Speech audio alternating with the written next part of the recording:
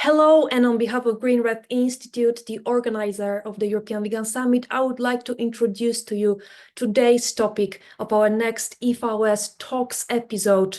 European Vegan Summit is a platform where experts, activists, and decision makers from all around the world connect to talk about the most important matter around the food system transition. And I invite you to watch other episodes of the EVSTalks on our YouTube channel. Today, we're going to have a discussion about politics, about the election results, about animal rights with Ana Béjar, member of the board of directors of the Spanish political party for animals, PACMA, managing the areas of administration and international relations. She was candidate for the 2015 Madrid elections and the general, municipal and autonomous elections of 2019. And first of the list of her political party for the nomination of Mayor of Madrid in May 2023. Together with other activists, she formed the animal rights group of the 15M movement, also called Spanish Revolution, a turning point for the animal rights movement in the country. And I thank you so much for being with us today. Thank you for having me here today, and we are very glad to have been invited to these talks. And I hope you enjoy what we share here and what we talk about. Absolutely, Anna. Let's jump in straight into the first question. A recent Eurobarometer survey by the European Commission across 27 EU member states revealed that 84% of Europeans desire enhanced animal protection in their countries. This suggests growing public support for politicians advocating for animal rights. However, this sentiment doesn't seem to translate into significant vote for animal rights parties in Europe. So-called green parties, with examples from Poland, are lacking influence and bravery in the stand. What do you think? Why is there a disparity between public opinion and voting pattern? Well, in the case of Spain, we don't have representation. We still don't have representation because we suffer from an electoral law system, a very unfair electoral law system. In fact, I can give you some examples.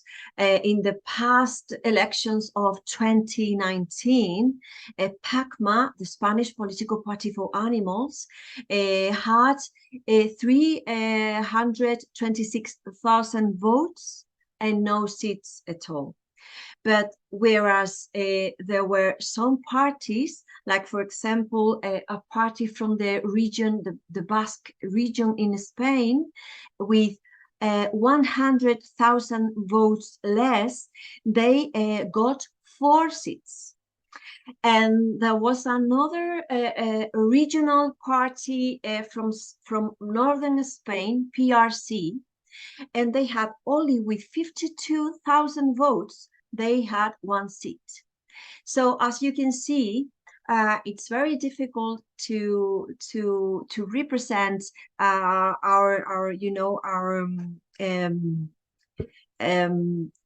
animal rights defenders and our animal rights pursuits, because our people, our voters, are spread all over Spain, and they are not like concentrated in certain regions. And this law, this electoral law, considers 50 regions in different ways. It's like votes don't have the same value in every region. So it's really unfair, and that's why this kind of electoral law benefits some regions and not others, of course. And for a party like us, it's very difficult to get the seat. We've been struggling for that for 20 years now. This is, in fact, it's our 20th anniversary this year, but we keep it up. So happy anniversary at first, and let's jump in to your activities as PACMA. PACMA has taken on the matter of bullfighting, which despite causing enormous stress and pain to the animals, continues to be practiced. Recently, you approached the new Minister of Culture with a request for the first formal meeting. And the purpose of this meeting is to discuss and initiate concrete actions aimed at changing the current regulations that protect bullfighting in Spain. What is the current legal situation in the country, and what changes would need to be made so that bullfighting, which is cruelty to animals, is completely eliminated? Well, indeed, we have requested that meeting with the Minister of Culture in the hope that we can explain and can advance and can have more meetings, and in the hope to see some light at the end of this tunnel. Because as I mentioned before, we've been 20 years struggling against bullfighting. This political party was really born out of the idea of ending up this cruel, barbaric activity. We of course broaden our aspects about animal rights in general, and also environment. But the beginning of our political party was against bullfighting. And well, let me explain to you that the real issue here is that we have a state level national law. Is like a crystal ceiling that we bump into it and we cannot surpass, and is forcing also other regions in Spain not to make their own decisions, because this law says that bullfighting has to be protected and promoted because of its condition of cultural heritage. That means that you can't do anything about it. And this is the big issue, you see. In 2010, in the region of Catalonia, there was a very interesting and very powerful initiative from citizens trying to abolish bullfighting. And they were debating bullfighting in the Catalonian parliament. And they were debating and finally deciding that they wanted to end with these practices. But then at the time, there was a political party in the government, a right-wing political party, Partido Popular, that is very into hunting and bullfighting, etc., etc. And, they declare bullfighting this cultural heritage protection thing. Law. So they didn't pay attention to what the citizens of Catalonia were asking for. They didn't pay any respects, and they declare this protection for bullfighting. And since then, we are somehow lost. We really need to, to change this, and it's a very, very difficult thing.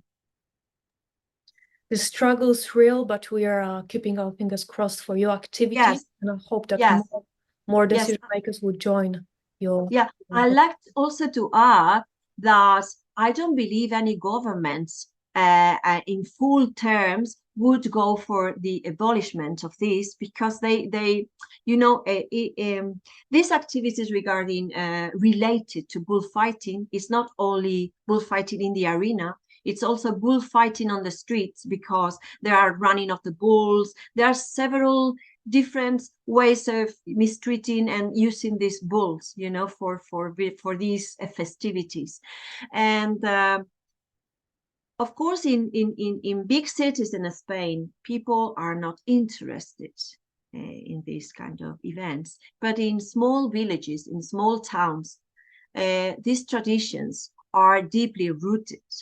And, some political parties don't want to lose their voters. So it's, it's difficult.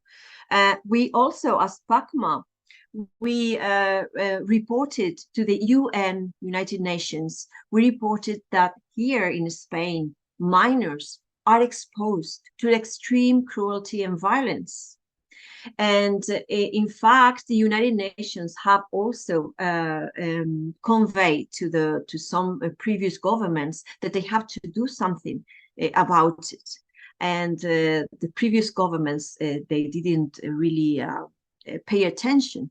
And this is also something that from PACMA we are tackling very, very seriously, because, you know, exposing children, minors, to this violence is normalizing, is a normalization of violence. In fact, in Spain, it is unbelievable that children aged 16 can participate and can also actually harm the animal, you know, not only as spectators, but also participating in the event themselves.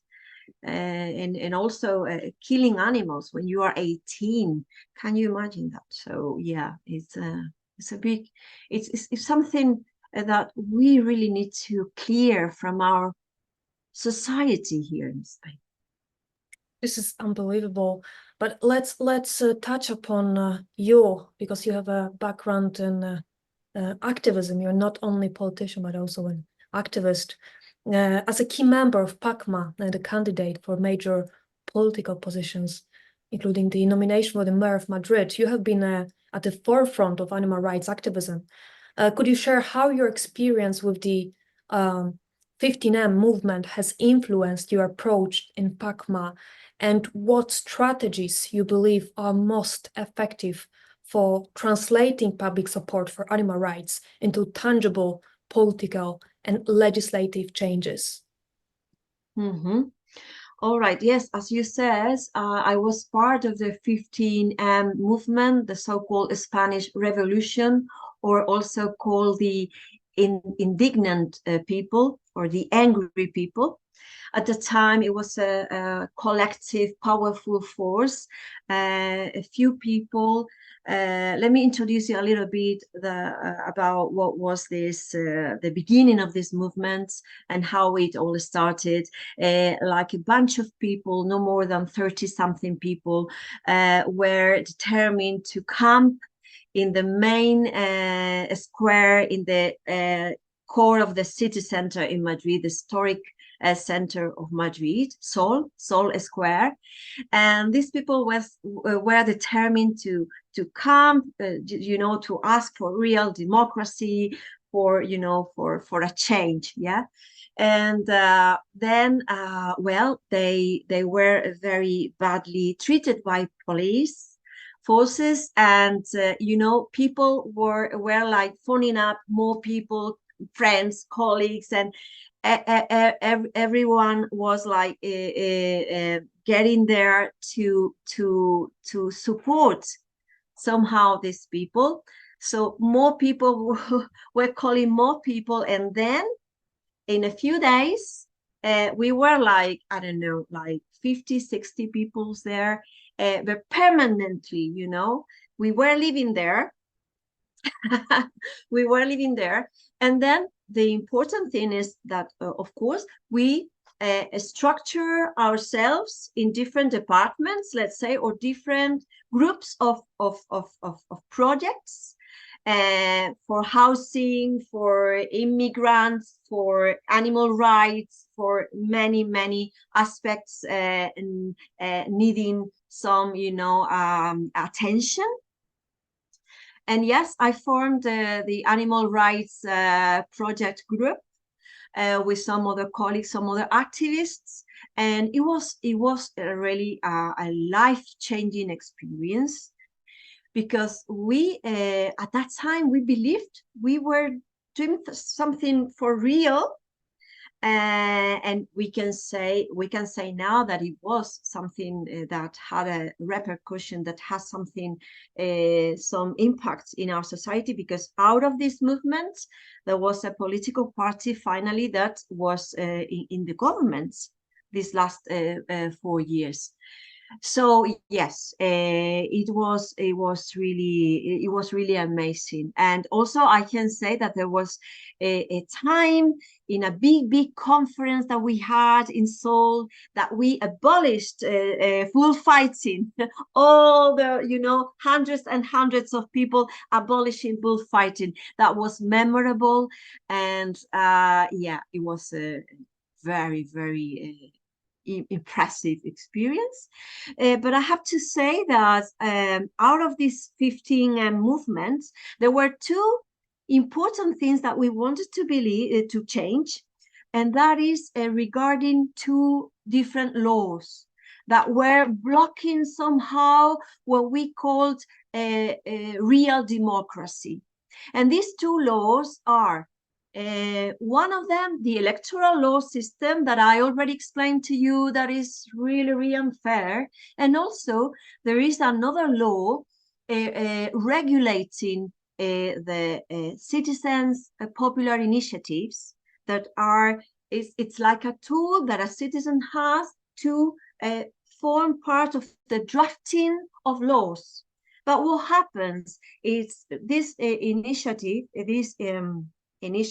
legislative, popular law, it's somehow a fraud, a scam, because there are some laws untouchable, protected, which is, of course, the electoral law, and also some important laws regarding civil code, penal code, taxes. And, you know, it's that proves that it's no longer a real democracy tool for citizens. And on top of that, I have to add something else, and it's always a shame that political parties or people that from the 15 movements later in this political party Podemos, that once in power, the things that they were promising during their campaigns, they were campaigning, hey, we're going to change the electoral law system. Of course, we're going to do it. And then once they are in power, they forget about everything. So that's how it works, and we need to change that. That's why we need activists and the civil society movement to be able to say, we are checking you, we are checking your promises, and we are checking and making sure that you are changing the world actually for the better. That's right, definitely, yeah. So following these uplifting stories, I wanted to ask you about how do you interpret the recent elections results in the Netherlands in the context of animal rights movement? And do you think that those results in the Netherlands have any implications for pro-animal policy making in other European countries? Well, a good question. Well, the Netherlands, well, they've been always like, you know, in advanced for yeah, we admire this country because they are like, you know, a few steps forward in many aspects, and of course regarding animal welfare protection.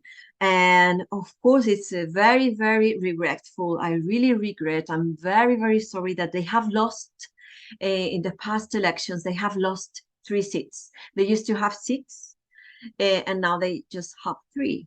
Okay, so half of it, right? But then, okay, let's think that at least they still have 3 seats. I mean, under the current circumstances here in Europe and in the whole world right now as it is, okay, let's see those 3 seats as a whole, because they don't have, you know, they haven't lost everything. That it was also possible due to the, you know, the current situation. So let's just say that the Dutch people are still worried and about environment and social issues and animal rights issues. Let's just think this way. That's a great ending as the answer for this question. Let's hope for the better and let's see what will happen next. But we're also going to ask you another question regarding the future about the elections at the European level that are coming up next year. But before that, I would like to ask you about the lobby. So we have to remember that as a movement for animal rights, we are fighting against a lobby that is highly supported, not only financially, but also by legislation. And examples of the power of lobby comes from everywhere. And just recently, it came to the public attention that the former officials of the UN Food and Agriculture Organization faced censorship and career repercussions after highlighting the significant role of agribusiness in global greenhouse gas emissions. My question is, how does PACMA collaborate with international animal rights movements, and what have you learned from these global interactions? All right. Well, I'm really grateful that me, as in charge of international relations, had the opportunity to collaborate and be in contact with so many political parties and NGOs all over the world. But first of, I mean, well, I can tell you later some projects we've been dealing with, but I think that the most important thing is that we have a very, very strong connection, a strong network between all the Spanish, all the political parties that are, working towards a fair society, and also animal rights, environmental issues. We have been building up a very, very strong bond, and that is very important because as activists also, because we don't forget we are activists, we have to go to the streets, and we have to to yell and to scream, to ask for things that politicians otherwise wouldn't mind about it.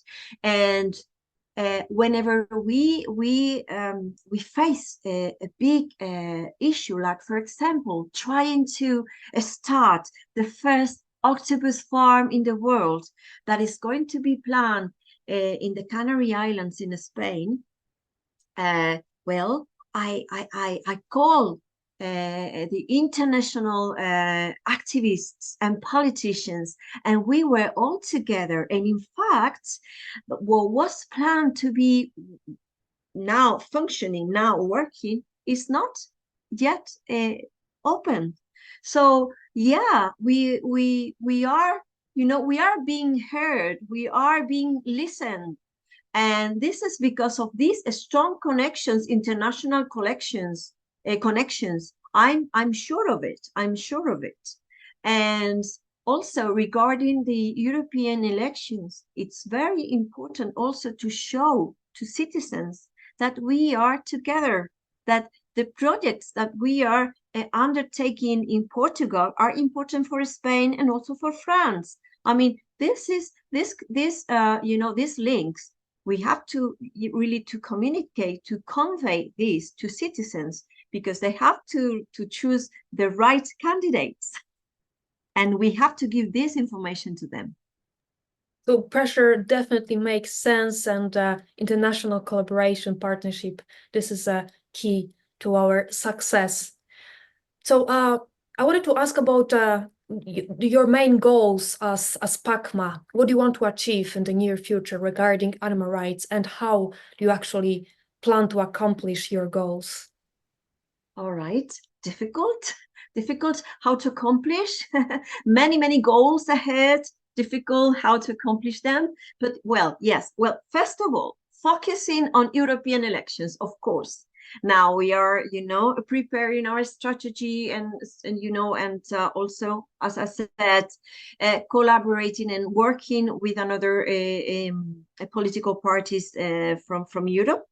to be ready and to be prepared for these important elections. In Spain, it's very, very, I mean, these elections are very important in our country because we don't have regions now for these elections. We don't have barriers. So that means that one vote is one vote, and we have serious chances to achieve it. So we are, like, you know, in full force, in full aim for that.